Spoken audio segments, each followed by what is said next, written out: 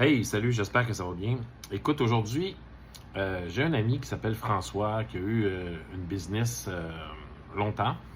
Et là, il a vendu ses parts et tout. Puis là, il fait des petites vidéos pour les entrepreneurs.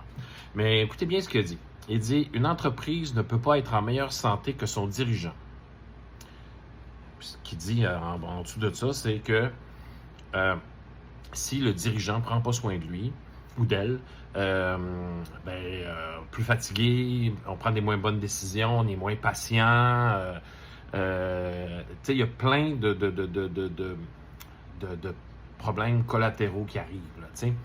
Donc, lui, il dit que prendre soin de soi, c'est pas égoïste, c'est pas un luxe, puis c'est pas égoïste, c'est une responsabilité envers ceux qui comptent pour nous, autant au travail qu'à la maison.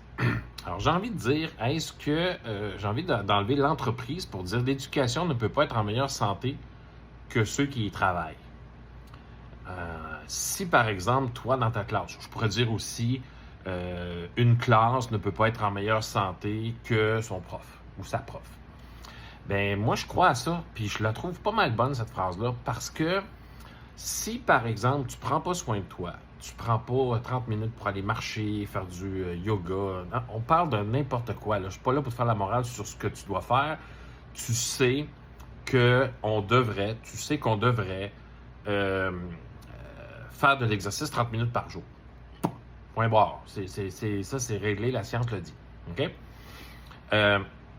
Mettons que tu décides de ne pas prendre soin de toi, puis là, tu en ajoutes, puis tu fais des projets, puis là, le soir, tu apportes de la job, puis ça finit plus.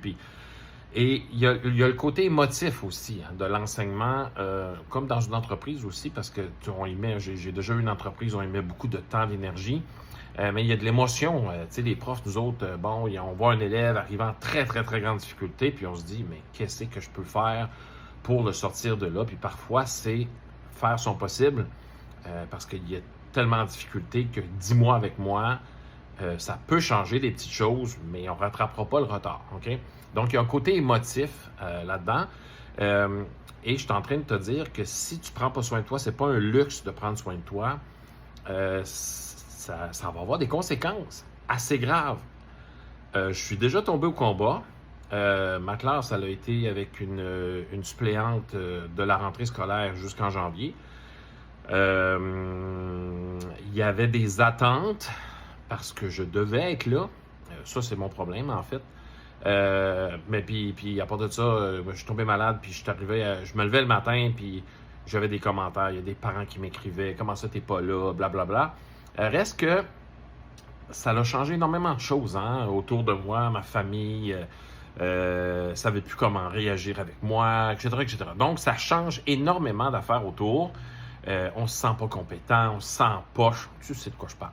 Donc, dès le début, tu peux commencer maintenant là, à prendre soin de toi parce que la rentrée scolaire arrive, puis ça arrive vite, trop vite évidemment. À un moment donné, il faut recommencer. Là.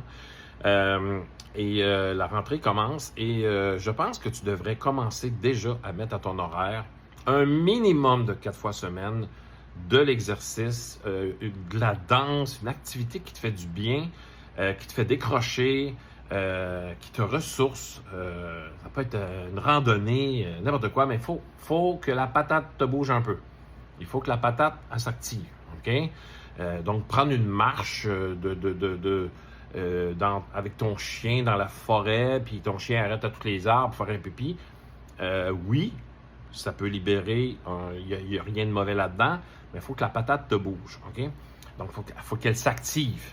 Alors, voilà, donc c'est ça que j'avais envie de te dire aujourd'hui. Alors, une classe ne peut pas être en meilleure santé que son prof ou sa prof.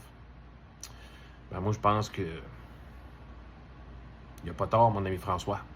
Ciao, bye.